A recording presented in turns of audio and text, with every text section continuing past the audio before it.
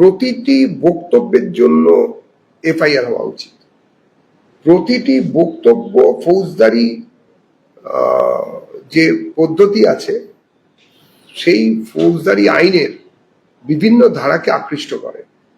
ভারতের বুকে থেকে একটি রাজ্যের শুধুমাত্র মুখ্যমন্ত্রীর আত্মীয় হওয়ার সুবাদে অভিষেক বাবু যে পরিমাণ ঔদ্ধত্য দেখিয়েছেন সেটা একরকম।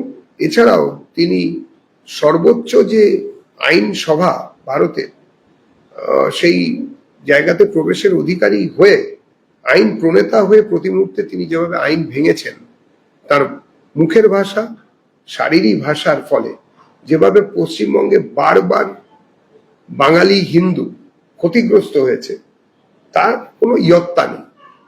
পরিস্থিতি পর্যবেক্ষণ করে অভিযোগগুলির ভিত্তিতে পুলিশের উচিত, প্রশাসনেরও উচিত যে সেগুলোকে আদালত অব্দি নিয়ে যাওয়া এবং আদালত বিচার করবেন প্রতিটি জিনিসের।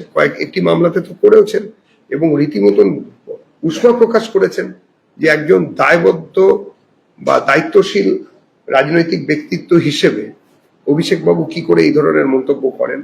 আমরা সবাই জানি তিনি কি কারণে করতেন, কাদের জন্য করতেন, কারা সেই মন্তব্যের লক্ষ্য ছিল এবং কিসের জোরে সেই মন্তব্য তিনি করতেন আমরা সবাই জানি।